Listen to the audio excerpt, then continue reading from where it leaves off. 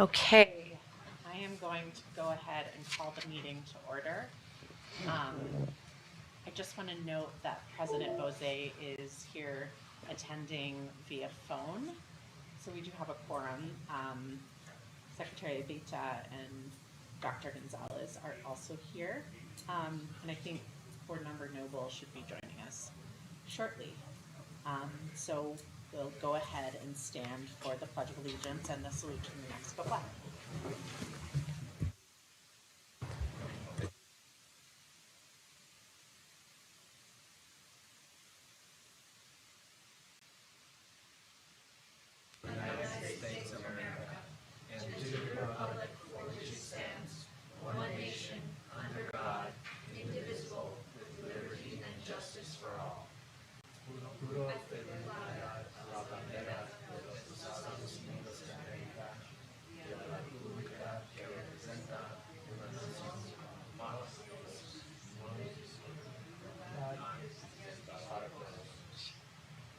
I salute the flag of the state of New Mexico as you assemble a perfect friendship among united cultures. Saludo la bandera del Estado de Nuevo México, que simbología de amistad perfecta entre culturas unidas. Now for the acknowledgement of tribal land.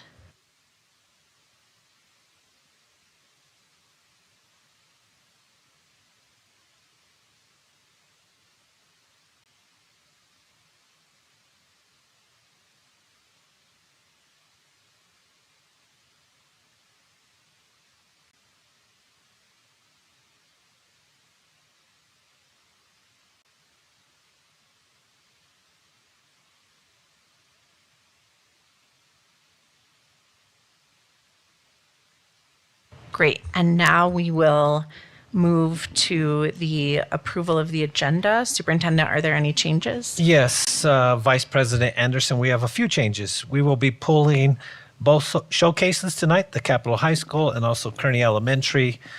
With road conditions, a lot of moisture on the roads and dropping temperatures, we thought it'd be safe to reschedule those two at a later meeting. Other than that, that is the only adjustments I have to this evening's agenda. Great. Thank you so much. Is there a motion for approval of the agenda? I move approval of the agenda. Second. Great. The agenda is approved. Oh, no, all in favor. Sorry. All in favor, say aye. Aye. Aye. Thanks.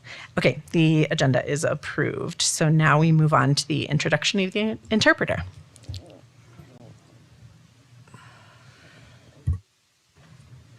Para asistencia de traducción en español, el señor Huerta te ayudará. Thank you so much. Next, we'll hear public forum. Superintendent? Thank you, Vice President Anderson. With us tonight, taking us through public forum and the rules of public forum is Mr. Cody Donarski. Good evening, Vice President, members of the board, Superintendent Chavez. There are 7 people signed up to speak in person and 2 that submitted an email comment. Public forum ground rules. Public forum includes online and/or virtual participation as needed, as well as in-person comments when the board holds in-person meetings. Please listen and speak with respect. No uncivil conduct will be permitted. Please do not discuss any specific student who is not your own. There will be no sharing of time. Self-monitor and observe the 3-minute time limit. I will give you a 30-second warning when your time is almost up. Public commentary and dialogue are allowed only during the public forum, not throughout the meeting. Please search for answers on common ground. You may speak on any topic, whether it's on the agenda or not. Your input will be taken into consideration. Please be advised that the board may discuss your issue during the meeting, but by law, the board cannot take action on items that are not on the agenda. Please do not discuss employee matters which may result in disciplinary action. Instead, notify the employee's supervisor, the Human Resources Department, or the superintendent. Our first speaker tonight is Julia Hansen.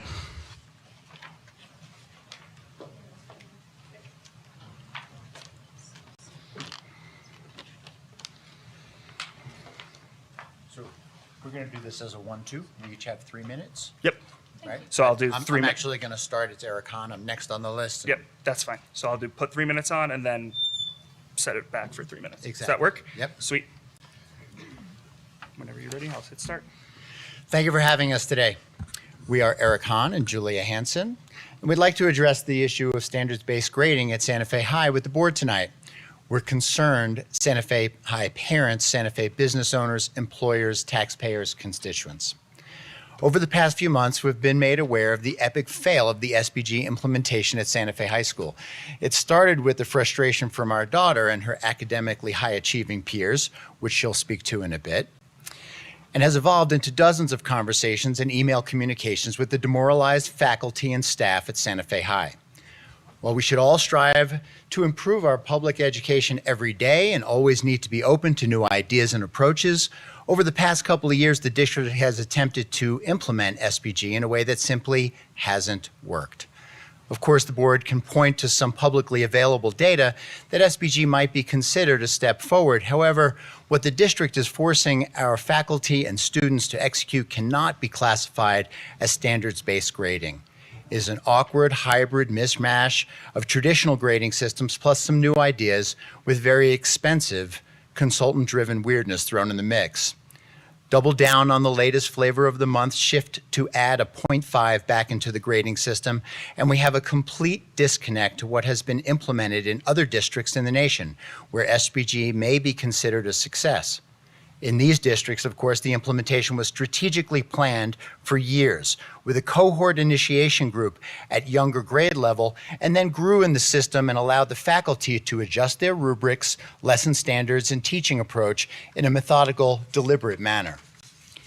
In our SBG implementation gone wrong, our faculty has been stretched to its limit emotionally, physically, and professionally, with endless training, adjustment, and retraining, inconsistent guidance from the administration and district, relentless updating of their lesson plans, mindless meetings to extract SBG success stories, and an IT system that is not structured to execute this grading platform.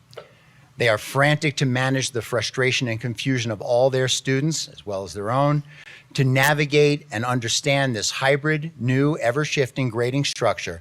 Adding to all this fun is the district's cult-like culture of demoralizing and overtly threatening our esteemed educators who have spoken up about the failures and shortcomings of this bastardized system and botched implementation.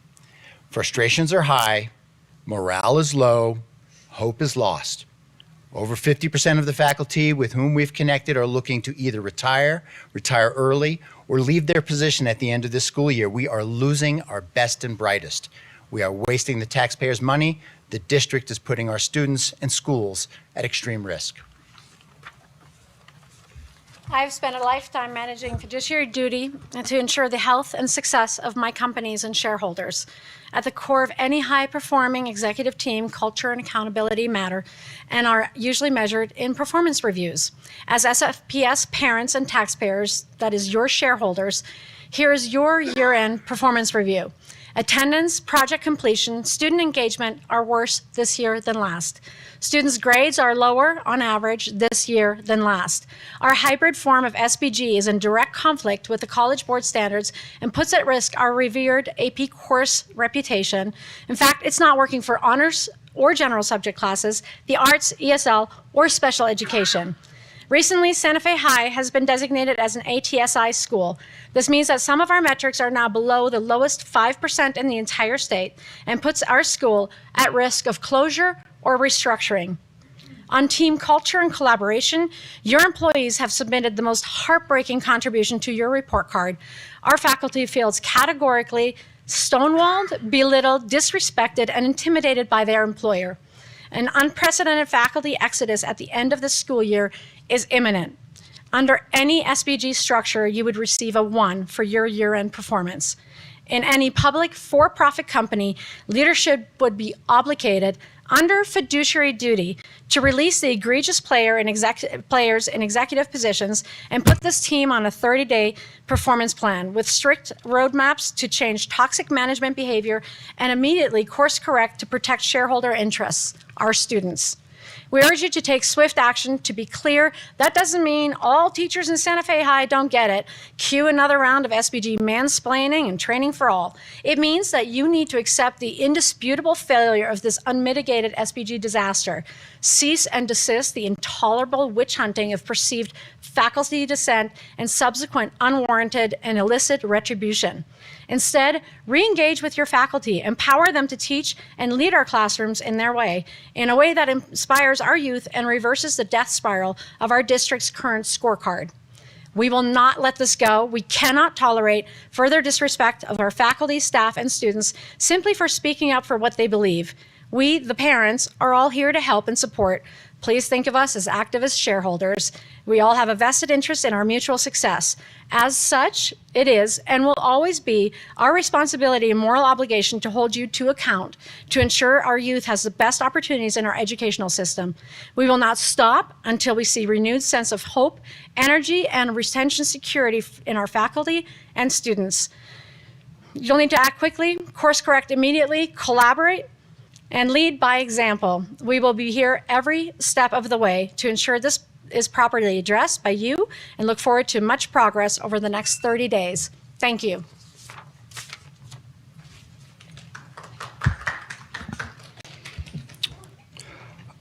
Our next speaker is Alette Hansen. Hansen.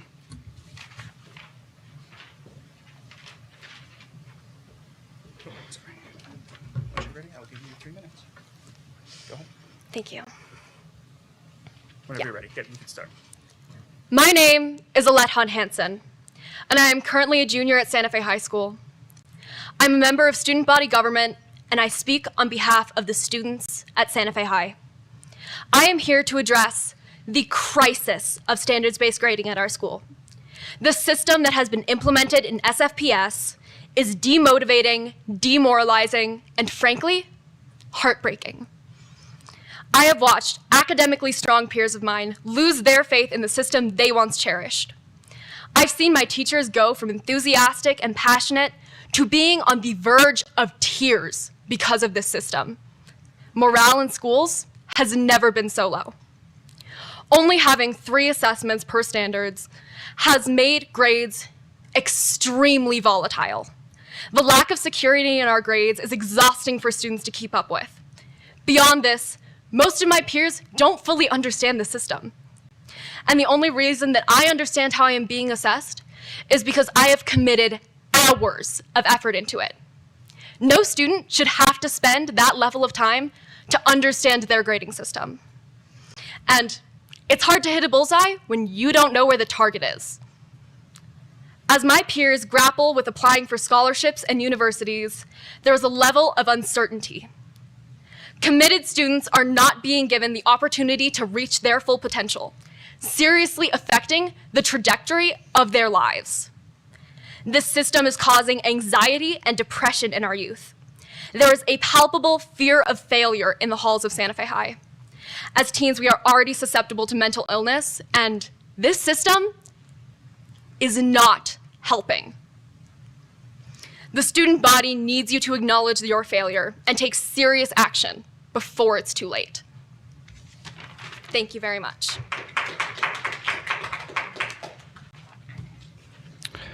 Our next speaker is Sophia Hickel.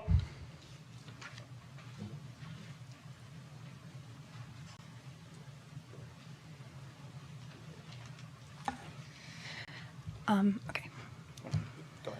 Hello, everybody. I'm Sophia Hickel, and I'm also a junior at Santa Fe High, which is one of the hardest years of any student in high school. And my priority should be succeeding in school and not having to worry about these standards. But when I have an A in both my quarter 1 and my quarter 2, and it ends up being a C, I start wondering how that's going to affect how I get into college. My goals are incredibly high. I want to get into the top school I can and to become to hit my top goals. And this system has made it increasingly more stressful. My experience at school, I should be focusing just on myself and just on how I perform. And when my teachers start worrying and stressing and their mental health starts hitting an all-time low, it affects the entire morale. how I feel is that you've cut your lifeline to your teachers, and the teachers is what makes this school work. And when you start not listening to them, and when I feel that you're not getting back their input, it starts affecting how everything works. Everything's starting to crumble right under it. And when my teachers come in incredibly demoralized and so upset, and it's hard for them to teach, and they're talking about how their jobs are being affected, it makes it really hard to keep going and really wanting to hit these goals. Because I want to get into a top school. I want to get where I want to be. And it's with everything else that's going on in America with our school systems, this is the one thing I should not be worrying about. And it's, yeah, and I don't know if you've spent a day in our school or spent a day in our classrooms, but right now at our school, morale is so low. Me and Alette are both in student government, and one of our jobs is keeping our morale really high. So we have spirit days, we have pep rallies, but it doesn't get people going because they're so stressed about their work. It's low achieving kids, high achieving kids, kids who don't go to school, kids who go to school every day. It's hard for everyone. And I really want you guys to try to fix my grade, make sure I don't have a C, and make sure that these teachers stay. Because these teachers are so amazing, some of the most amazing people I've ever met, and their jobs are at such a high risk. And I hate that my little sisters are gonna not have these teachers and they're not gonna be able to to help them out. And I want them to stay.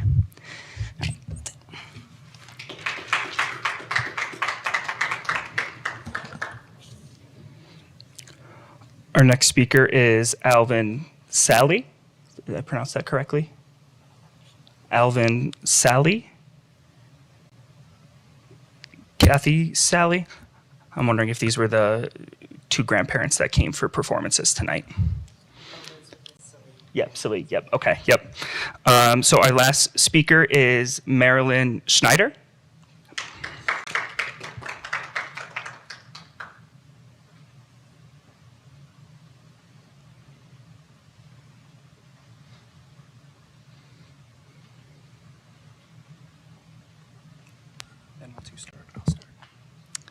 Hi, my name is Marilyn Schneider, and I come here today to address my feelings on standard-based grading, how it affects me as a kid with an IEP.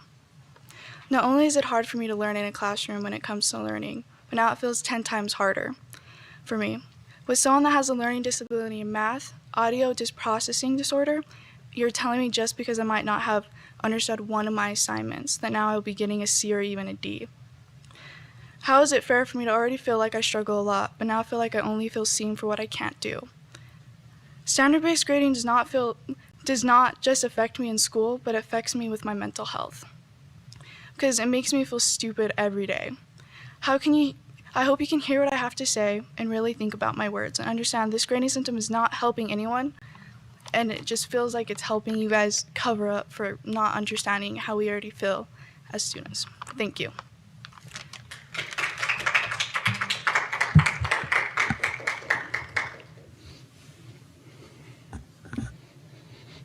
Great, thank you so much.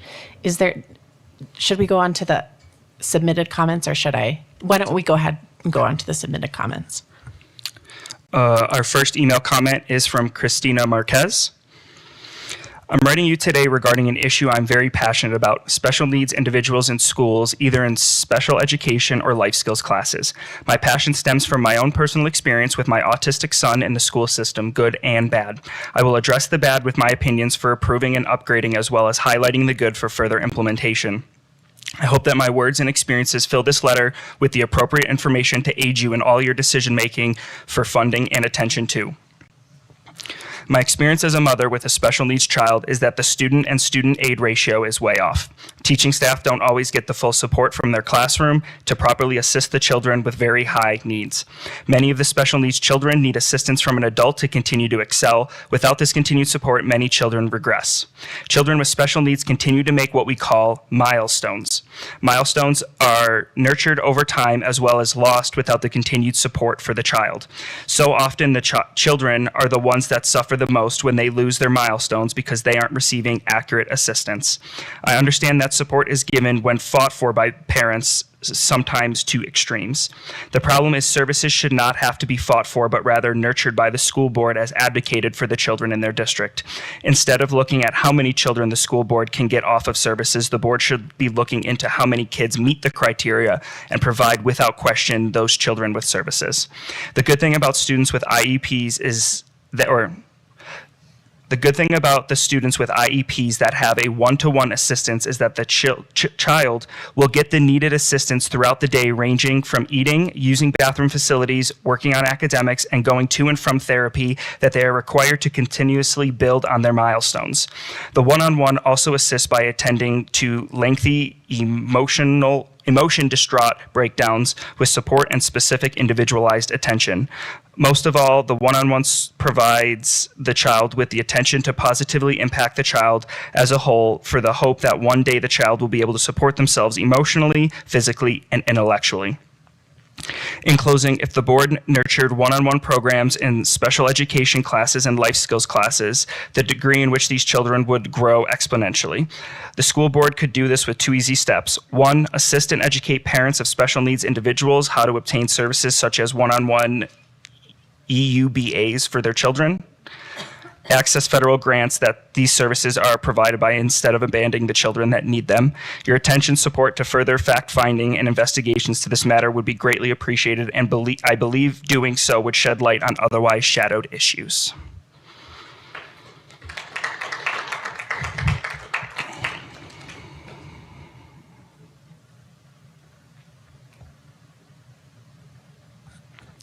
The next speaker, I'm not sure if they are here, is Dr. Dan Holland. This email was just signing up for public forum. So if Dr. Dan Holland is not here, I believe that completes public forum, Vice President Anderson. Thank you so much. Is there anyone here who wasn't able to sign up who would like to speak at public forum? Okay, thank you. I want to thank everyone who contributed. Right, so next we will move to the union update. It doesn't look like Ms. Mayer is here. So we'll go ahead and move on to our student board member announcements and follow-up. All right, so I'll be reading the announcements for ECO, Desert Sage, and Mandela today. As for ECO, ECO has been hosting 8th grade middle school visits and will continue to do so through the beginning of the new year. To date, they have hosted over 125 8th graders. As for Desert Sage is continuing to promote office hours for students at the secondary level. Office hours provide the opportunity for students to get individualized help from teachers in person or virtually. Desert Sage has successfully invited groups of students to campus for PE assessments. These assessments have been exciting and fun for our students to get off the computer and move around. And as for Mandela, this past Saturday, December 2nd, Mandela Student Council hosted our annual art show and craft fair, where students and community members alike gathered to showcase and sell their art. Some feedback received from vendors after the event included comments such as, "All students were wonderful, respectful, polite, and helpful. I wish you would do more events. All the students were very professional, curious, and extremely helpful, and checked on me throughout the day to make sure that I was satisfied. I was very impressed with them all, by far better than adults in other settings. You guys gave me hope for humanity. I know your parents must be so proud. And a special thank you to Mr. Dave Forrester, our student council advisor, who spent his entire Saturday with us, ensuring that the event ran smoothly. I'd like to thank Mr. Morano, Mr. Villarreal, and Superintendent Chavez for hosting a very productive meet and greet per Board Policy 356 between the student board members sitting here today, which is me, and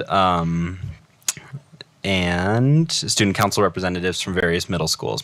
It was excellent to meet younger students interested in improving their schools, and I look forward to being in communications with the student councils at Aspen, Gonzales, and El Dorado. And finally, on Friday, Mandela kicked off our annual Stepping Up and Giving Back Week with gingerbread house decorating. Stepping Up Week is a community-oriented week where in the past, students have participated in various service activities such as volunteering with Habitat for Humanity, packaging food for the Food Depot, and caroling for the elderly. That's all I have. Thank you so much. Do any board members have any questions or comments for our fantastic present student board member representing all of the student board members? Okay, then we will go ahead and move on to I almost went to you too quickly. So we'll go on to board member announcements and follow up. And it looks like we have an update from the CRC. Board President, was that your update? Yes. Okay. Vice President Anderson, I have a little update from our past few CRC meetings. For the past few months, the CRC has been discussing options for the former CAPSHA building. To recap, that building is currently housing Desert Sage Academy, which is now a fully online learning program, as well as district storage. The building is in various stages of disrepair and was previously slated for demolition in 2019 before the district decided to house Desert Sage and some district storage there. The committee was united in agreeing that the building should not house students due to the condition of the building. We also recognized the stated need of staff to have a safe and secure storage facility outside of an active school campus due to traffic and safety concerns. The committee also agreed that the location is not ideal long-term for a storage facility. But after much discussion and including a meeting held at the site, which included a tour, the CRC brings forward to the board this evening, you'll see in the consent agenda, a recommendation to reallocate GO bond funds to partially demolish and renovate portions of the old CAPSHA building to accommodate district storage. The vote in favor of this recommendation carried with all members voting in favor, except for NEA Santa Fe President Grace Mayer, who was in favor of full demolition of the building. The fund allocation was also discussed in great detail, as the committee wanted to ensure the funds would not have an impact on any other specific projects in our schools, which it will not. The funds are coming from the facility renewal, which is more of a general fund for district-wide projects, and that is also discussed in our the cover sheet in the consent agenda. So I just wanted to give a little bit more background on that item so that we didn't have to have any other committee members present tonight. I don't know if Secretary Abeyta has anything he wanted to add to that. He was also at the meetings. Vice President Anderson, no, she summed it up exactly. It's what the CRC did. Thank you. Okay, great. Thank you so much. Do any other board members have any board announcements or follow-up? Madam Vice President. Yes. Superintendent and members of the board. I was thinking that I'd probably do it under board discussion. That sounds great. Okay. Okay, perfect. Anybody else? Going once, going twice? Okay, excellent. We will move on to superintendent announcements and follow-up. Thank you, Vice President Anderson, members of the board, those in the audience. Tonight, it's with great pleasure to announce that Capitol High School's teacher, Barbara Tederitz, who we know very well, she's done a lot of presentations for us, and her students were selected as one of 5 Samsung Solve for Tomorrow STEM competition state finalists. She's received, and her students, many awards in the past, but she continues to show great leadership and the ability to motivate kids and get them to compete at the highest level. Team members include Edward Scott, he is the captain, freshman Raul Alvarado, sophomore Greg Abajo, sophomore Jesse Birch, sophomore Hayes Christensen, and senior Brittany Marquez. Again, this is a great recognition for Capitol High. Again, that Ms. Tederich has done an amazing job as she continues to motivate our students and continue to push them to address STEM and STEAM all at once. Also want to congratulate and extend to transportation driver Dan Clark of Route 35. Denise Ratman, who serves on the board's audit committee, has extended her gratitude to bus driver Dan Clark, who runs Route 35. She said, "Our driver is prompt, reliable, and considerate. We appreciate him so much. He definitely deserves recognition in whatever way the district is able to do so." So we wanted to make that announcement tonight. Congratulations to the Santa Fe High Chamber Orchestra. Mr. Gabriel Tafoya, the orchestra director at Santa Fe High School and Milagro Middle School, whose 18-member orchestra has been chosen as the honor orchestra for the 2024 All-State Music Festival by the New Mexico Music Educators Association. This is the first time a music program from Santa Fe Public Schools will be honored at the festival. Mr. Tafoya and the students will be performing at Pope Joy Hall at UNM on Thursday, January 11th at 3:30 p.m. Tickets are free, but must be reserved in advance by going to the Pope Joy Presents website. And just to tag team on our student board members announcement, at the board's November 9th meeting, student board member Robbins expressed concern that though Board Policy 410 calls for students to participate and attend the field trips to our legislative session, this policy was a concern of his that it was not being implemented. Our middle and high school teachers and principals have been provided the policy and were informed that they should provide the 8th through 12th grade students with the opportunity to participate in the field trip to the state legislature during this upcoming session. We've let them know that Partners in Ed will fund and arrange for buses for this field trip. Again, we wanted to thank you for bringing that to our attention, and we made those corrections. And then last but not least, to your announcement, student board member, they did an amazing job of leading the work with the commitment to student engagement training that this board passed through the work of the Reimagining Committee. The training focused on how student council members can be greater advocates. Each student board member is working with assigned schools as we implement the board's new student engagement policy. In January, we're excited to introduce you all to the student council members from across the district. We introduced them last week in our bulletin by name, student council, and where they attend school. This was a very impressive group of 30 that will truly wow you. And with those students, that was the training we were only going to provide this year, but they asked for more. They were motivated, they were excited. I was at the Ortiz Family Night last evening, and that student board member came up full of joy and energy and couldn't wait to work with you guys again. So thank you for leading this work and being part of that project. Thank you, Superintendent. Do any board members have any questions? Thank you. Board Member Noble. Thank you very much.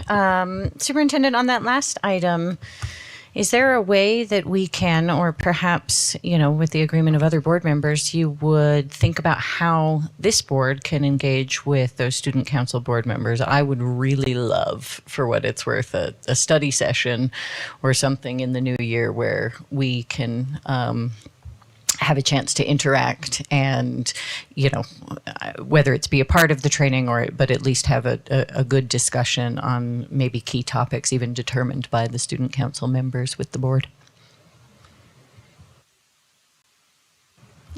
Yes, I will second that request. Should we all vote in favor or otherwise? We can't really vote on an item that's not on the agenda. That's right. Yeah. Ultimately, again, I just try and stick to the principle that I can't ask for anything individually, right. That three of us should agree on that request. I will join you in agreement. And I definitely agree. Okay, great. I think we have unanimous agreement. Perfect. Thank you so much. Yeah. Anything else? No. Did you want to talk about that training at all? And maybe, yeah. Yeah, sure. Thank you, Mr. Superintendent, members of the board. So, I definitely appreciate that interest in collaborating with those middle schoolers.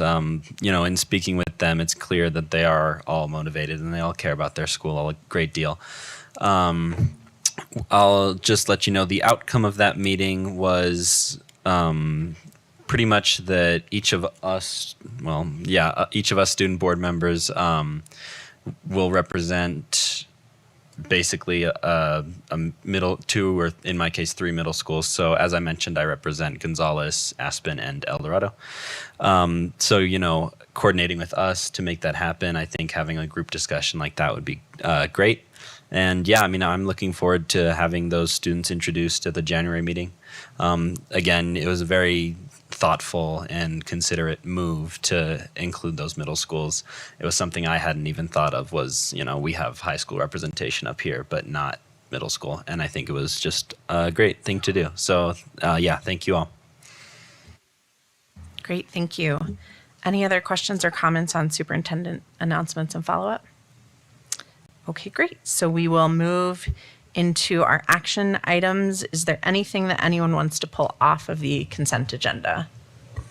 Vice President Anderson, just want to make a note that on item 8, it reads reallocation thank you, sorry. 2017 GO bond. It should be 2021. Excellent, thank you so much. I think if we could pull that off. Yeah, I agree.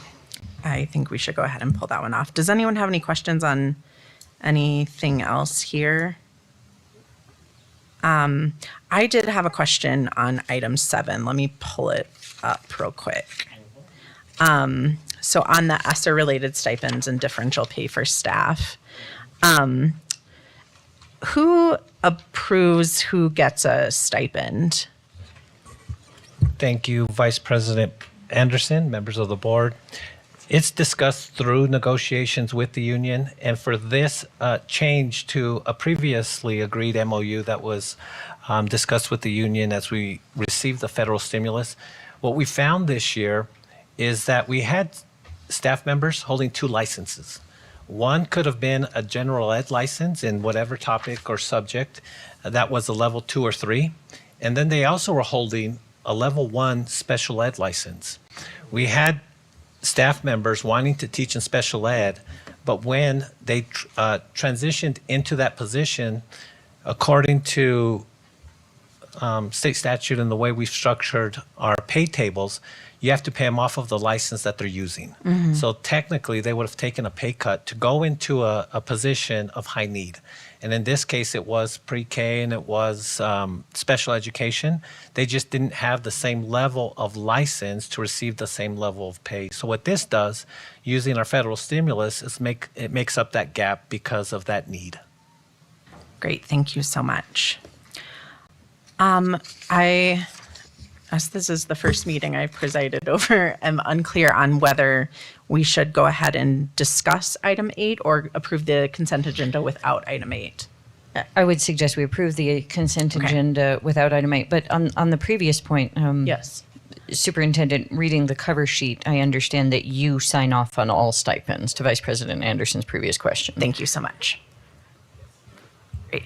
Okay, do I have a motion to approve the consent agenda without item 8? I approve. I move to approve the consent agenda. Second. All right, all in favor say aye. Aye. Any opposed?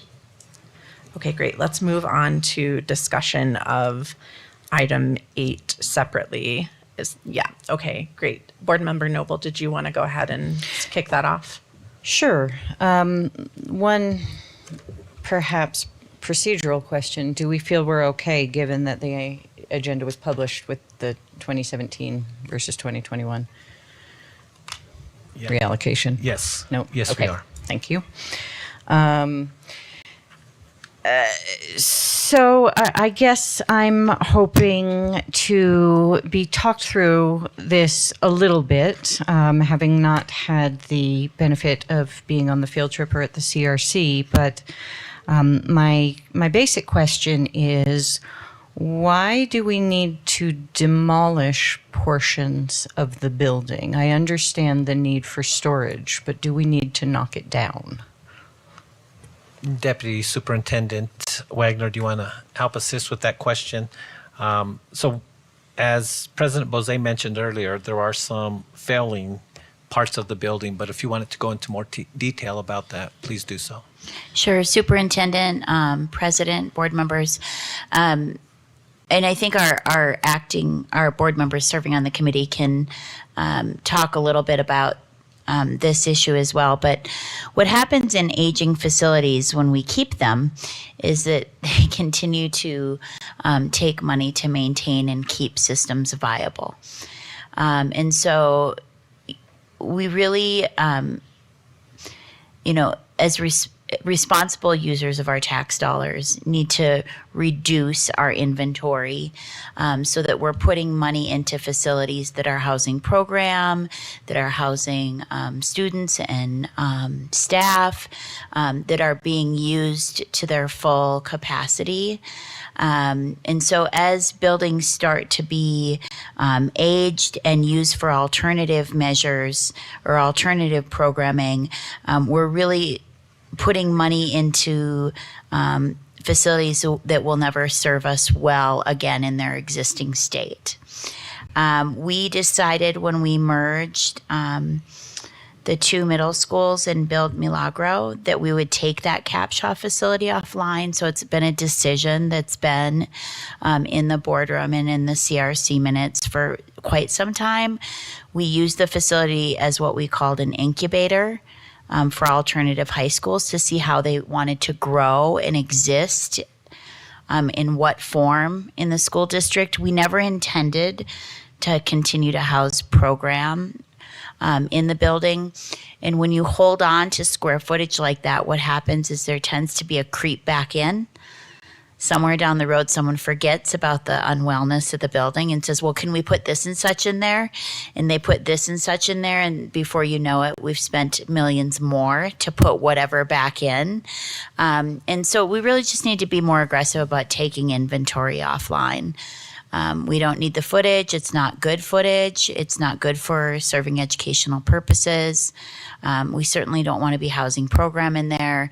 The systems and the needs, in the bones of the facility, the guts, the bones, millions of dollars to bring them to adequacy levels to house program anymore. And so then anything we're doing to keep the facility above ground just is sort of sunk monies, sunk labor. Okay, thank you. Yes, President Bose. Can I just add a little bit of that?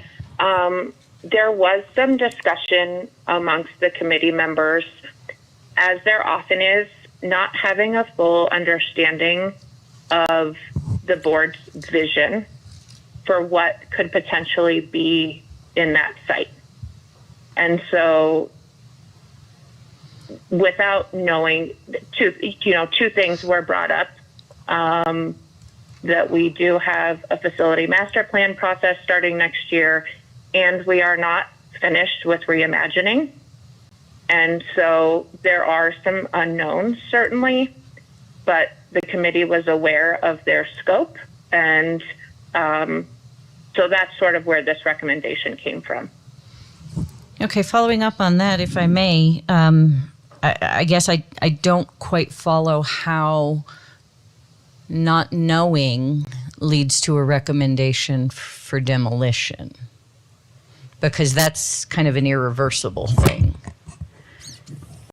Yes, I understand. That was just based on the information that Christy provided, that it is expensive and there's not any programming being housed there. And so maintaining what's not being used is a cost to the district. And so that's what the committee was considering. Thank you. Vice President. Yeah. And just from my experience here on the CRC, when the discussions first started, the discussion was demolishing the whole thing and not salvaging any. And I think it was kind of like we're not certain if we want to make that full commitment also at this time. And so we thought that, and I at least did as a compromise, well, let's take off half, and then because there is this need for district storage, and then that way we're not demolishing the whole thing and then having to look for some place to build a whole new storage facility either on this property or somewhere else. And so, like I said, when I first started, they were talking about demolishing the whole thing, not just half. So. Yeah, and the storage issue makes sense to me. I'm just a little stuck on demolition. Well, and I just want to jump in, and I know we've talked about this, Deputy Superintendent and I. The funds, if approved, right, that triggers the next steps, which becomes the drawings and the discussions, maybe even a presentation to the board to review it. So it's the drawings and the plans aren't in place until the funds are approved. Thank you, Superintendent. Board Member Noble, do you have more? I certainly do, thank you. Okay, great. Take it away. Okay, so if I'm understanding correctly, and I do, that the vote tonight is on reallocating the funding, but it's not necessarily, there is sort of this in principle partial demolition, but it's not necessarily the demolition plan, and that the board would get another chance to review that and think about that. And again, I appreciate the work done through the CRC. Of course, the final decisions does rest with the board. And, you know, once we demolish something, it's gone. So are we currently spending money to maintain this facility? Yes, we are. And Deputy Superintendent, do you know the amount? But it is, because it's currently the site for storage, right? And we do have some of our educators that operate in the Desert Sage program that come in to teach out of their classrooms or maybe even assess some of our students. But do you want to elaborate a little bit on the cost of operating as is?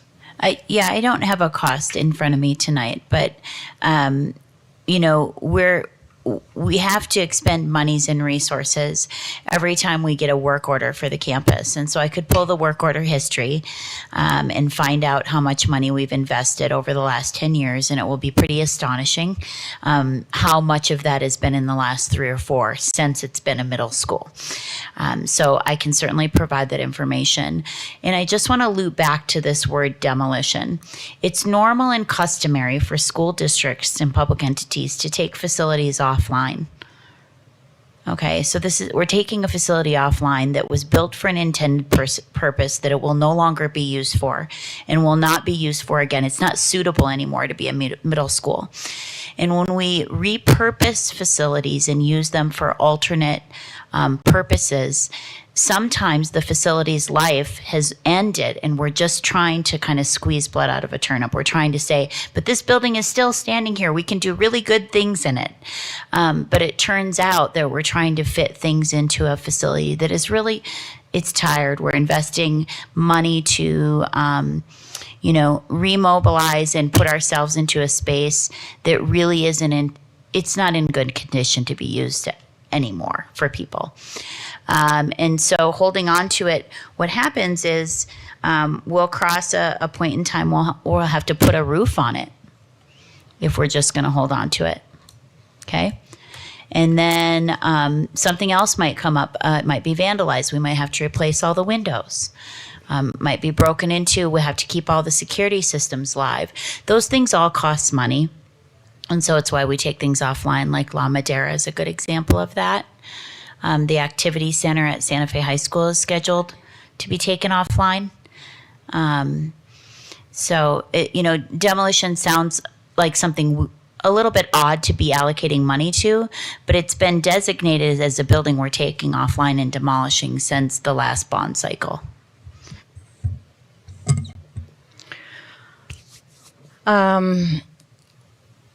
Okay, so we did, I think some of us also received, and this has been a long-standing question, I think, is indoor soccer and other sort of gym use. And a few of us received an email about that. So I understand the sort of, and we do need to probably take buildings offline and what they're built for. I also feel strongly that we need to rethink some of these long-held things. And don't get me wrong, Capshaw was tired I feel, when I attended there in 1988. It was a terrible building then, and it was not that fun to be in. So I don't feel we should be trying to put students back in there. But ultimately, I guess my question is there anything worth saving, potentially, like the gym, given that we've had this desire and we sort of don't seem to have a great fit for indoor soccer, on a day like today? Yeah, and I think that's something that we've discussed internally, is looking at the space and how to utilize it.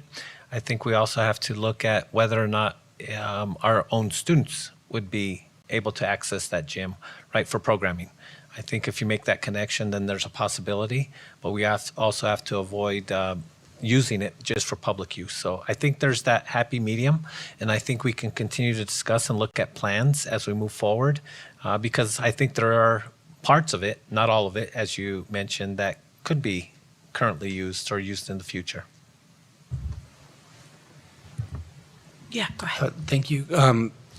Member Noble, thank you for bringing up the indoor soccer issue. I think that is something that the district needs to take a look at, whether it's this facility or another facility. But my discussion with the indoor soccer community has been primarily with the South Side and La Liga.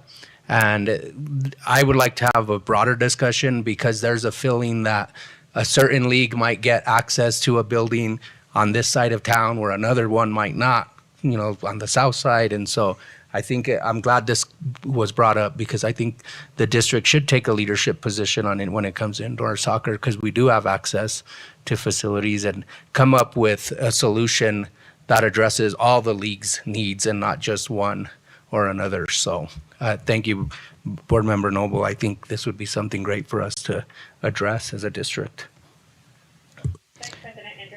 Yes, go ahead, President Bose.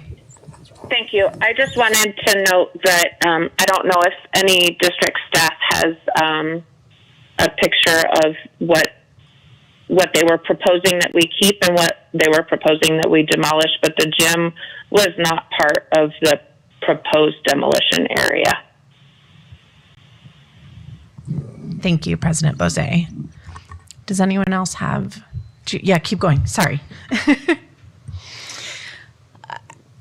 I guess my underlying question here is, have we, looked at all of these sort of potential options and anything that, not continuing it as a middle school necessarily with students? I know we're looking at storage, and I get that we need storage, and that to retrofit for effective storage, there is some monies needed.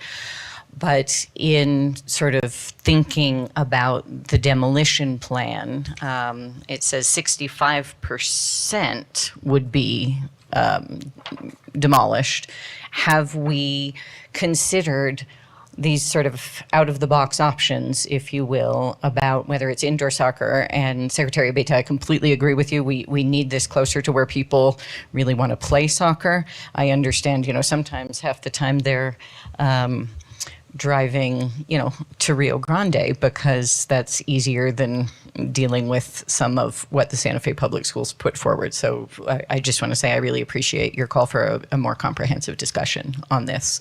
But again, my question is, have we thought about why we might need this building and all of the things? Because I do feel that there is often a sort of question about doing something, having a space, staging a thing, having an event, you name it, lots of non-traditional school uses for buildings. And I think that ties in really well with what Secretary Abeyta mentioned, just having a broader discussion, taking a look at it to include, the potential plans for Capshaw, but then looking at it a little more widely, because I have been in discussions with some of the leagues here locally, and also some of our city councilors about the issue that we're talking about. So I think that, this is something we can continue to discuss as we move forward. It's not a plan set in stone.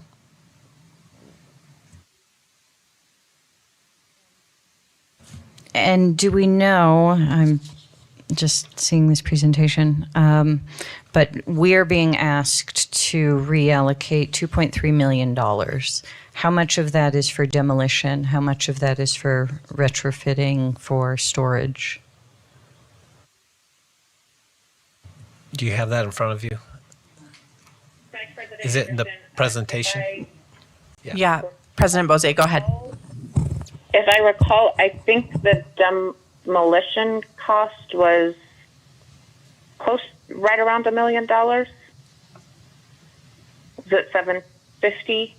And I believe what staff said was that the retrofitting / renovations could happen in stages, that it wasn't all immediate needs. And so maybe there's a way to kind of amend this to take things offline and save on areas where we can. I think it was around half or a little less than half of the cost was to demolition. Thank you, President Bose. And I think if I could just add, Vice President Anderson, with so many questions, especially about what parts it would be good for us to present to you guys and take a look at it. And again, the plans are not in place, the exact plans, right? But there have been drawings about what areas of Capshaw could be used for storage and which one would be demolished. But again, we haven't got to the point where we've finalized or even drawn up official plans, because the first step is that reallocation and then the plans follow. Thank you so much. Board Member Noble.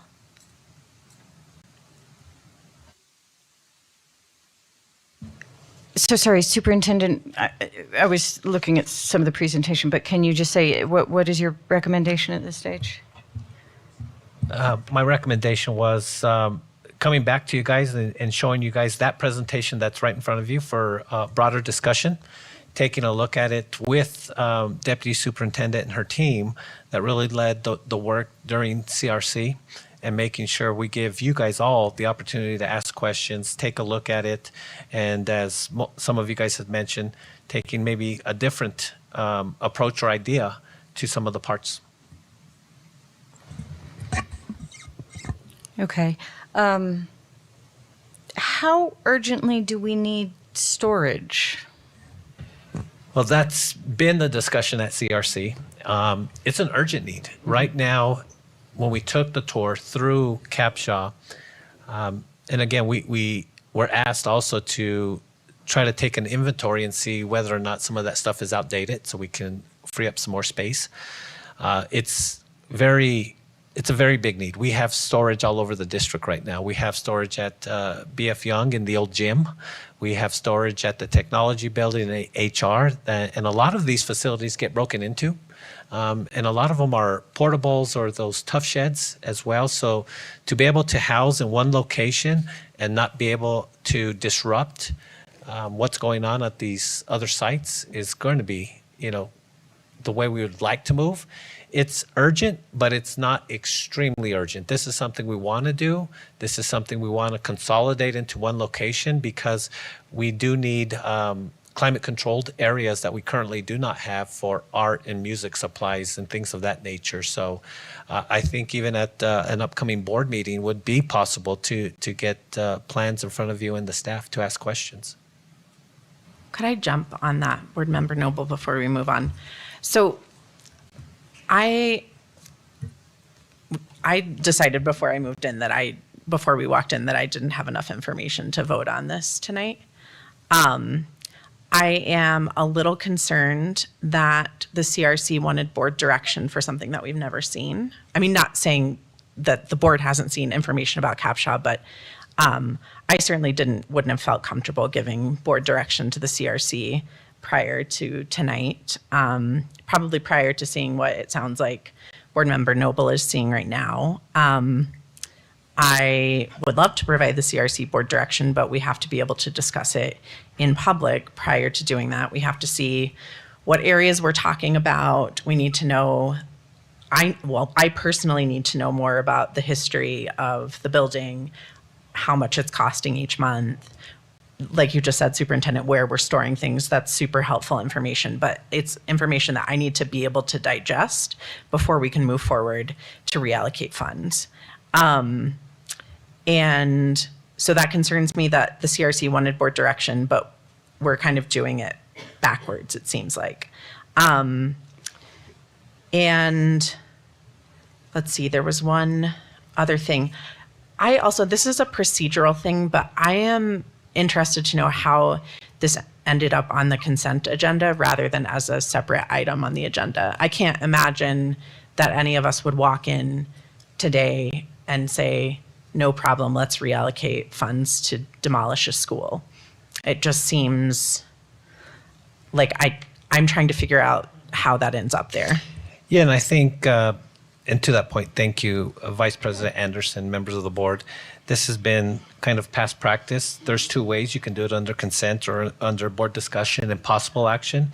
And this may have been a better fit with a presentation and staff present to answer questions. Great, that sounds great. I hear the need for urgency, absolutely, and I don't want to be putting things off. I would have been happy to have another meeting. We can't have one next week, but if we need to fit in more meetings for things like this in order to move things along, that's something that I'm certainly willing to do. My kids would not be into it, but I'm happy to show up more often to move things along for folks, So if we talked about this before, we could get it done tonight and then talk about it later, but we'll have to bump it to the next time. And then I did have a question on a different note. So do we need to approve this reallocation before we explore something like indoor soccer or, who knows, gymnastics or whatever? Yeah, thank you, Vice President Anderson. Not technically. We could bring it forward with it under board discussion of possible action with a presentation and staff here present for you guys to ask questions, and then at that time, take action. So I think as we move forward on this topic specifically, that's maybe something we do either at one of the first two board meetings in the school year, new school. Thank you. Calendar year, not school year. Fiscal year. Absolutely. Do any other board members have? Yeah, absolutely. Secretary Beta. Thank you, Vice President Anderson. I just want to make it clear the CRC did their job, which was to have a few meetings. We got into a lot of detail. We went and we toured. Now, I agree and I understand that the board needs to take more time, but the CRC did what they were supposed to do. They studied this. We had a lot of debate over a few meetings, and we came to that recommendation. Now, whether or not the Board of Education takes that recommendation or not, that's fine, and I agree we do you all need to have the same presentation and level of detail that myself and President Bose had, but I don't want to get confused. They did their job and they did a good job, and their job, I think, is to make recommendations like this to us, and if we don't follow it for other reasons, then we don't. But I just got a little concerned that, oh no, I don't think, I think we followed the right process in bringing this up. Maybe it shouldn't have been on consent, but like I said, the CRC, we did take a lot of time on this issue, and there was a lot of good debate back and forth, and so, Great. thank you. Just so it's clear, I never had any doubt that the CRC did its homework. Having been on the CRC for a couple of years, I know that body does its homework and asks the questions and gets the data and doesn't move forward on something that it doesn't believe in. So I just want to register that I that I have no doubt that the CRC did its work for sure. Vice President Anderson? Yes.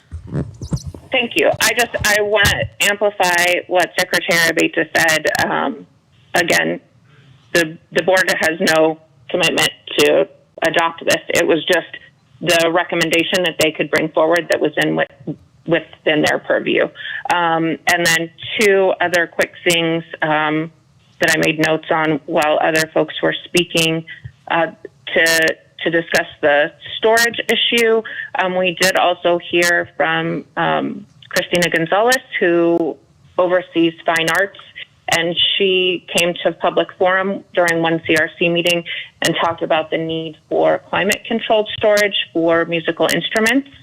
And so not only would the proposed storage plan meet current needs, but also other needs that haven't been realized yet, like don't have a place. So that could be accommodated at this building.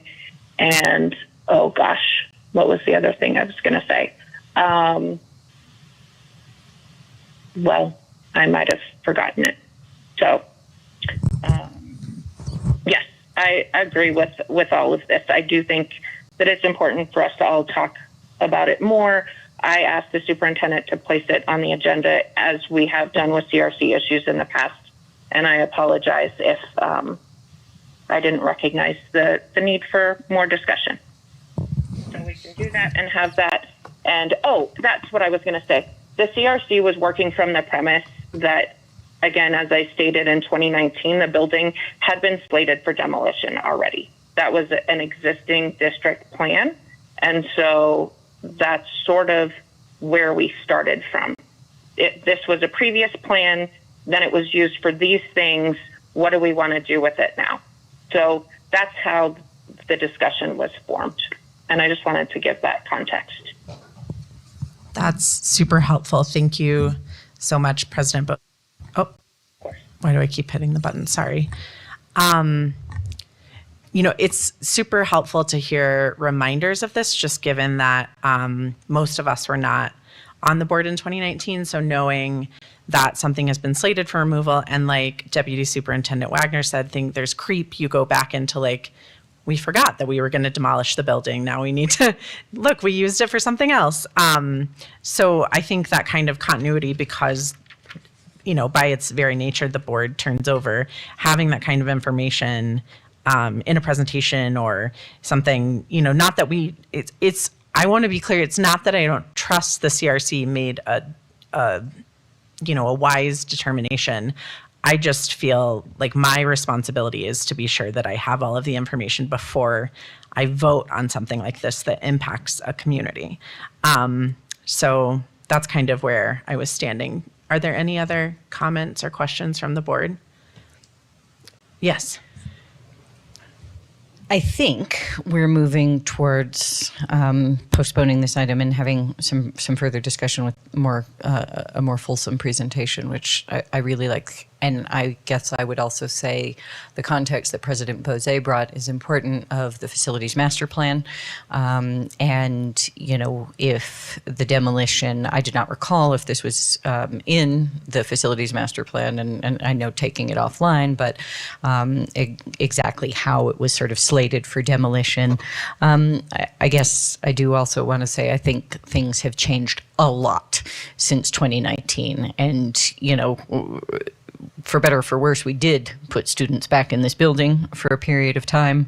If we look at the maintenance costs over the past few years, they will be much higher in part because of that than probably the previous years, although the facility is deteriorating as well.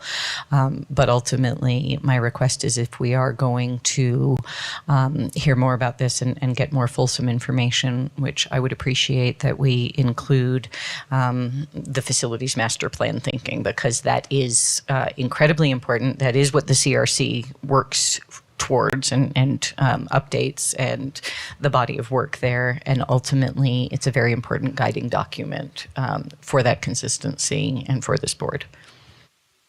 Thank you so much, Board Member Noble. That actually brings up another question in my mind. And this would help me understand the way that the GO bond or mill levy and the facilities master plan interact, and the ways in which we allocate money and I'm sorry if I'm mixing up the GO bond and the mill levy, but how we, let's say, just reallocate bond money to specific purposes. So if we had, in 2019 in the facilities master plan that we needed to demolish this,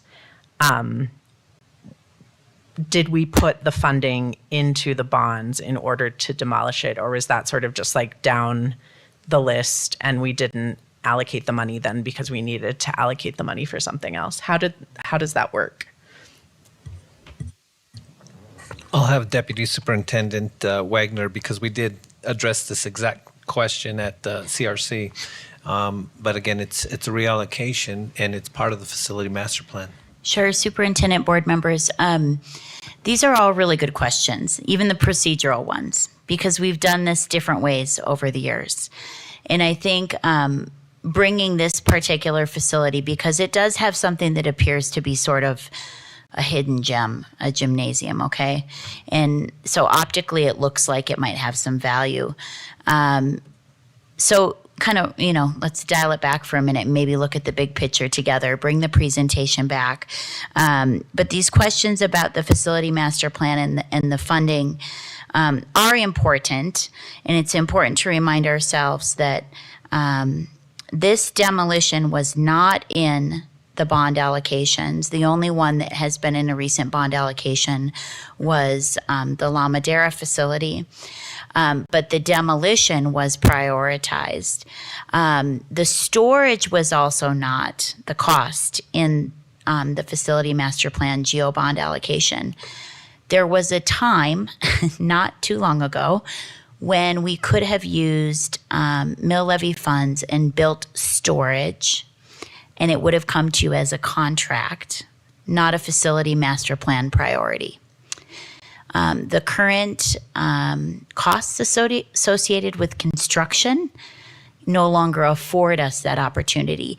The fact that a storage need went to the CRC is really off course because it's a sort of a normal need that we would address from our facility funds on an annual basis, sort of like replacing a field or renovating a classroom. It would be considered a small renovation. But the economy has put us in a place where it becomes nearly $1 million project, and we don't just have buckets of millions of dollars to do these things. And it's a strategic need of the district that is not that glamorous. So if we bring it to a committee of people and talk about how this needs to happen, it takes 2 or 3 meetings, as your board members who sit on the committee will tell you, to convince your committee that this is $1 million worth of important, the demolition, and then another $1 million worth of storage important.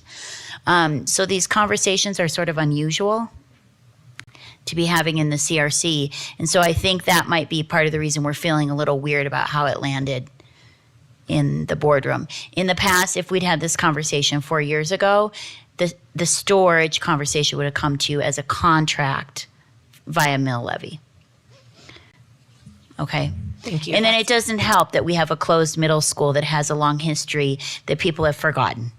Okay? So let us do our work and bring the story back to you and the CRC's recommendation, because they did do their work, as did staff, to identify the needs and the viability of this facility. And I think hearing the story from beginning to end would be helpful. Thank you so much, Deputy Superintendent. Is there any other discussion from the board? Do we need a motion to postpone and bring it up in board discussion and possible action? Okay, I'll move to postpone this item to the next meeting. And bring it back, of course, yes. Second. I'll second. Okay, great. I got 3 seconds. That's great. Whoever's taking minutes, you pick. We'll say that was a second from Secretary Veta. All in favor of postponing this item number 8 on the consent agenda and bringing it back at a future meeting, say aye. Aye. Any opposed? Great, thank you. It carries unanimously. And now we will move on to board discussion and possible action. The item we have is setting a date for the superintendent's evaluation. Oh, reimagining. Oh, okay, great, perfect. It's not on there, but we can discuss it. We just can't take action on it. Is it on? Okay. Okay. Is that Board Member Noble? Is that you for reimagining? No, it's who? We don't need to. Okay. We will only imagine once. We will not imagine again. I I had a small bit of commentary on the superintendent's evaluation before we move into like setting the date. Is that okay with everyone if I jump into that? As long as you don't evaluate him in public. No. I have no intention. That's illegal. I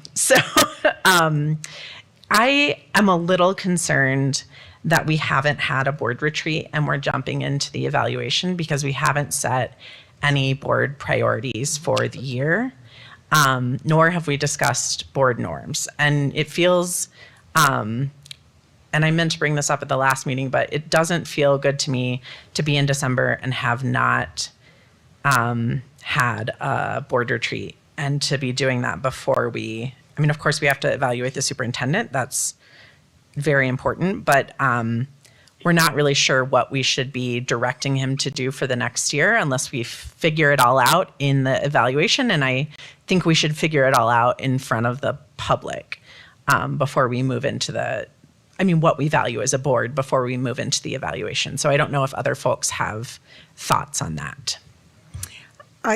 Is there a time that you have to be evaluated, like a certain date? No. And what I was going to do is talk about that same topic I'm under sorry, planning, but it's okay. I'm No, sorry, it's perfect. Superintendent.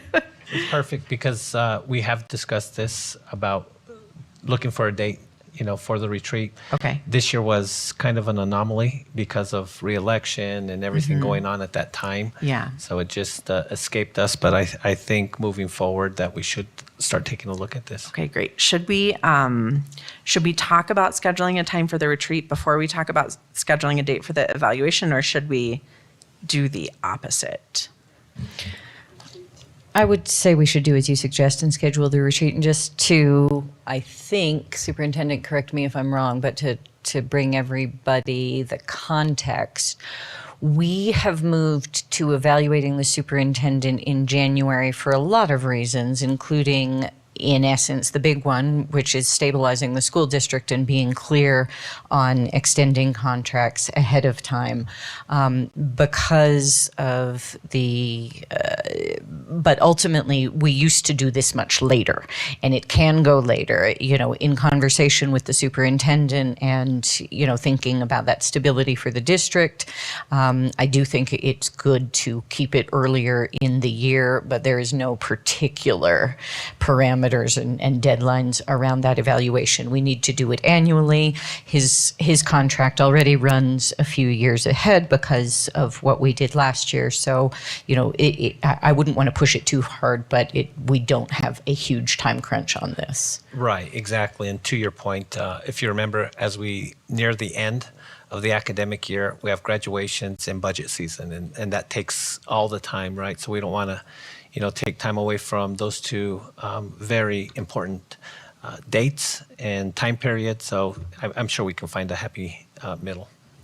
Thank you. I am fine with having them close together. Like I know the legislative session starts up and that ends up taking a lot of our weekends, but I think if we could do the board retreat in January and the evaluation in February, I feel like that gives us time before we jump, even before spring break. And I don't know if that sounds amenable to everyone. Do we want to schedule it now or? Yes, of course, President Bozé. Thank you. I'm actually really glad you brought that up because I was also going to bring that up. It was a question that I posed when we were working on the agenda, and so I thought I'd just say that if we're planning future things, that it also hasn't sat well with me that we haven't had a retreat, and wondering how we wanted to pair that with or without, the evaluation coming up in the new year. So I definitely am on board with that January retreat and February evaluation. Yeah. Well, I would appreciate if we did the retreat before the session starts. I agree. So like the 13th is a Saturday. Yeah, let me look. That works for me. It also works for me. Okay. Yes. Okay, great. What time do we want to do it? In the morning, 10 or 11? Sure. Let's say 10. Does that work for everyone? Okay, great. So we'll plan the retreat on January 13th at 10 a.m. Should we go ahead and schedule the evaluation as well? We can do it as early in February as possible so we're not all chasing those last minute bills. I think that's probably a good idea if everyone's calendar is going to get full around the session. Okay. I'm not available. I'm open to other ideas if it doesn't work for everybody. I can't see anyone's face, so I'm just. We're all very serious. I can't do the 3rd of February, but I can do the 10th. And I'm just throwing out Saturdays. If we want to do a weeknight, we can do that as well. Does the 10th? Sounds good to me. Does the 10th work for everyone? I think that might be getting very close to the end of the session, and we'll be working on Saturday. Okay. Oh, you're right. Okay. Should we do? And when does the session end? It ends the 15th or 16th of February. Should we do it the weekend after, or is everyone fried and they? I'm going to Mexico. So the 24th, you'll be gone, Dr. Yeah. Gonzalez? Okay. Yes, I will. 2nd of March. Is that getting too far? I feel like that might be getting a little too far. When are you gone, Dr. Gonzalez? Right after the session ends for a week. So I don't have it. Let's see if I have it on my calendar. Would something like going the other way, would something like January 27th work for the superintendent's evaluation, a little earlier in the session? It works for me. Everything feels calm then. Mm-hmm. Yeah. That would work for me. Okay, great. So 10 a.m. on Saturday, the 27th for the superintendent's evaluation. Okay. Okay, great. Those are scheduled. I feel much better. I appreciate that a lot. Thank you, Vice President Bose, for driving that bus. And I would say, again, just as a recall, we have a form that, the process has worked reasonably well. The superintendent, what we amended things to do a while ago is have the superintendent, in essence, do a self-evaluation that the board then can read, because, of course, he is the real expert on what's happening in the district, and that was sort of the basis. So, obviously, superintendent, you might need to think about that in your January timeframe. I'm looking at this note, and it looks like we evaluated last year on the 28th, so we'll be right on time. Okay, is there anything else for board discussion and possible action? I have. Yes. Vice President and members of the board, I attended the New Mexico School Boards Association meeting a few weeks ago and attended a number of sessions, but the one that really I was very interested in was the legal aspects and challenges that we're facing with AI. I mean, AI is here. A lot of students are using it already. And I'd like to see if we can get a policy or something that we're doing, or I'd like to know what's going on with AI. In the presentation or the meeting room, there was only one school district that actually had a policy, and it was Moriarty. Mm-hmm. Yeah, and thank you for that comment, Board Member Gonzalez. And Dr. Neil Weavers is here to help guide us down this path, because it is ever changing. We've talked about even developing a policy and it being outdated in 2 or 3 months, but I think he has a good pulse on the situation and where we should go as far as a policy. And so, Dr. Neil Weaver, you want to talk a little bit about what we discussed and what you're going to do moving forward? Of course. Members of the board, Superintendent Chavez, as a district, we are following what other districts are doing around the country. In addition, we're looking at organizations like COSIN, the Consortium for School Networking, ISTE, which is the International Society for Technology and Education, and CETA, which is the State Education Technology Directors Association, who have all recently put together policies around how schools should look at AI, what schools should be thinking about, policies to be put in place, et cetera, et cetera. Starting in January, so we already have groups who are working on learning about AI, specifically in education. And starting in January, we'll begin to meet with a larger group to discuss the policy recommendations put out by those three organizations that I listed, and then working to develop really a vision, a policy, a set of practices for AI in Santa Fe Public Schools specifically. Are there any students involved in that? We have not formalized the committee, but we intend to involve all of our stakeholders, yes. Thank you.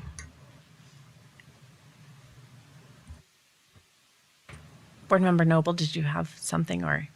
Not on this topic. Okay. Oh, yeah. I'm so sorry. Go ahead. Thank you, Vice President Anderson, members of the board. You know, from the student point of view, what I hear from myself, from teachers, and from the vast majority of students is, you know, it becomes increasingly clear to us literally every day that that is our future.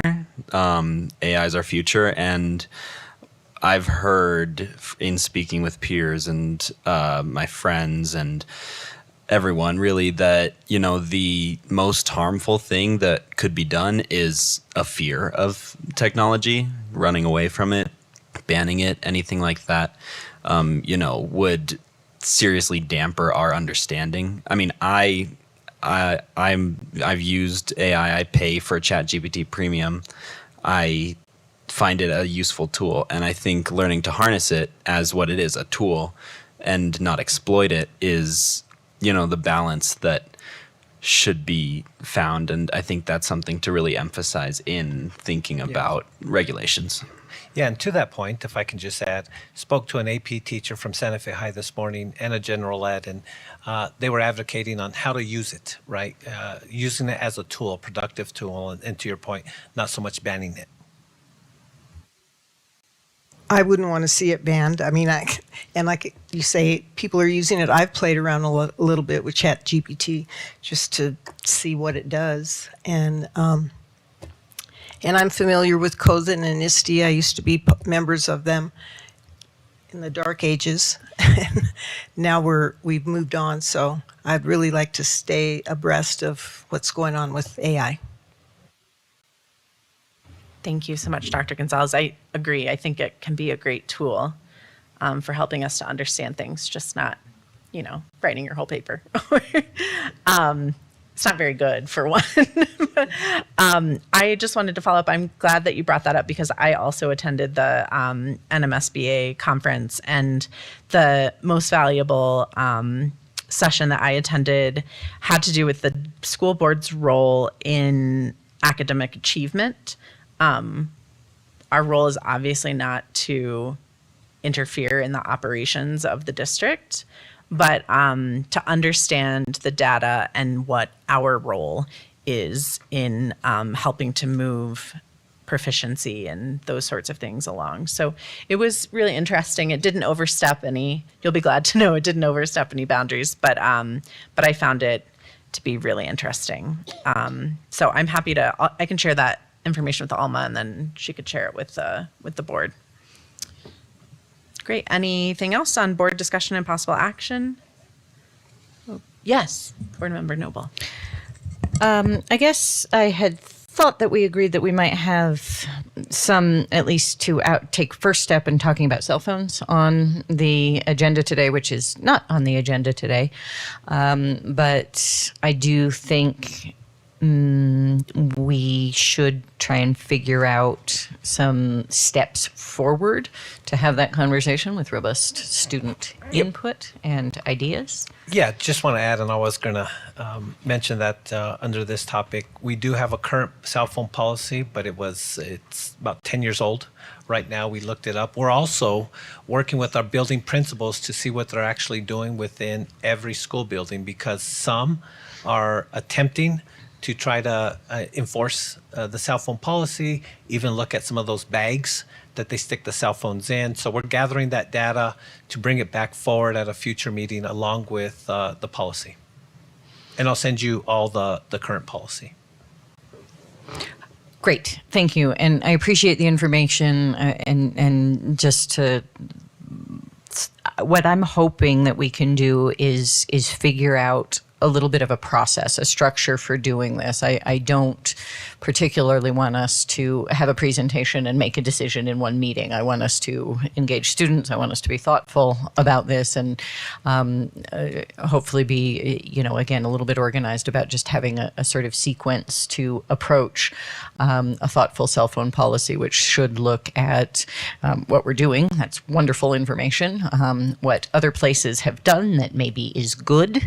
I think there's a lot of information about, districts around the country having addressed this, and, think about a process that can give this information and share this information with some of our students and look for thoughtful solutions in partnership with our student population as well, because we do need something that our students can buy into. And, as I understand it, there are some policies, and many of them are not particularly rigorously adhered to in schools. So, all of this, I just think we need a little bit of a sequence of events outlined. Yeah, and to that point, we're actually looking at some of the districts that are implementing these type of practices in the state. Great. Because there are schools, even some I think local charters that have a cell phone policy, and they require the students to put away their cell phone in one of those cell phone bags or a little cubby. So we'll continue to do all that research that we need so we can bring it forward to you guys at a future meeting. Thank you so much, Superintendent. I just want to reiterate Board Member Noble's points about having students involved. Students know more than any of us, save maybe Dr. Weaver, about cell phones and what they might need them for, what they don't need them for. Our teachers know what the impact they have on their classes and classroom management. I'm sure counselors have input on the impact of social media on students. So I think it's really important to get a lot of stakeholders, but I think students are absolutely critical to that conversation. So I just wanted to, you said it really well, Board Member Noble, but I just wanted to add a check mark to that. Yes. Yeah, thank you. And just so that we're all clear on all levels of what's happening, we also at the meeting we had with the middle schools, one of the basically the takeaway I guess action item for them was to think of a survey to send to their student population, and then with the help of the district we'd get that sent out. And one of the topics that we raised for them to consider is cell phone usage. Obviously middle school is a little early for some students to have phones, but we're all also obviously we have an interest in that, and we want to have that student voice as well. So that's something that we pitch to our middle school students for a survey they might want to send out. Great, thank you. Anything else on the topic or on anything else on board discussion and possible action? Yes. I have another one. And we can talk about this at our retreat, I suppose, but ultimately, and I appreciate all of the feedback and input and comment we had tonight about standards-based grading. Thank you all for coming and taking the time. But this is a topic that feels to me worthy of a study session. And so ultimately, I don't actually recall how it went in January, but for probably lots of good reasons, this year was a year when we didn't really have many study sessions. And I would like us to, at the retreat, think about topics for study sessions that we'd like to dig into, and I'd like to come back to a few of those. It is, I can't remember the last time we've had one, but it is a different format. We sit down there generally and have a discussion more, and to take a thoughtful look at some of these things things, whether it's, these are all good topics, whether it's AI, cell phones, and how we sort of develop a thoughtful process there. And certainly, I think it is important that we have a thoughtful discussion about standards-based grading and how the implementation is going, how it's impacting our students who are looking at colleges, and just all the things that we've learned. We've heard a lot about the benefits of it, but as with anything, I think we need to be unafraid to look at how implementation is going and, make adjustments or even larger changes if that's what is in the best interest of the students and staff in the district and that sort of thing. I really think it's hard, of course, as we all know, in political offices, because you get criticized for everything and sort of beaten up here, there, and everywhere. And but ultimately, I think we need to have the courage to have the conversations and to look at things in the cold light of day, and as to how it's working. So that would be something that I would ask that we talk about at the retreat, and get some, maybe even, the easiest thing for the superintendent and staff is if we literally prioritize a list of study sessions, which we can revisit later in the year, that the board would like to do. But that's something I'd like. And if I can go ahead on something else, well, actually, no, this is maybe advanced planning, but I'll stop talking. Are you sure? Because we can do it if you want. If we want to. Go for it. Okay. Just obviously on advanced planning, we have a meeting scheduled January 11th. Just a couple notes. It is our board policy to elect officers at that meeting, which is always, one of the most awkward things we do. But we need to do it, and we need to do it once a year. The other thing is that, of course, we have 3 members who might need to be sworn in. And that is, again, I so appreciate the public service and those that are willing to step up and do this. And we have 3 board members who, it's worth marking a new term. So I would love for us, superintendent, I'm happy to help if that's necessary. I'm happy to also not help if you don't need me, but I would love to just plan a moment where we can honor the new terms of our 3 board members that will be sworn in for their new terms. I have a judge already lined up. Awesome. Yeah, so we want the assistance, and we've reached out to our board members to see who is going to be present for the swearing in. So on January 11th.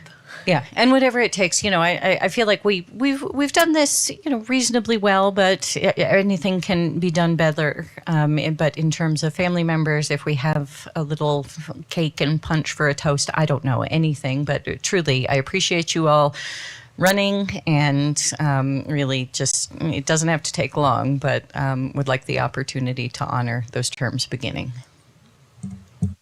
That's a great idea. Is there anything else on board discussion and possible action? Okay, let's move on to advanced planning. So we have, our next meeting is scheduled for January 11th with a tentative executive session. The next CRC meeting is scheduled for the 17th of January. And then our meeting following that will be January 25th.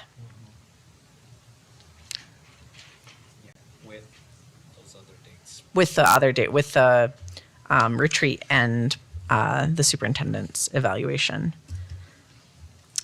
Is there anything else we need to do? Okay, do we need a movement to adjourn, or we're just adjourning? All right, I'm calling it. We'll adjourn. Thanks. Happy holidays. Everyone. Yes. Thank you, President Bose.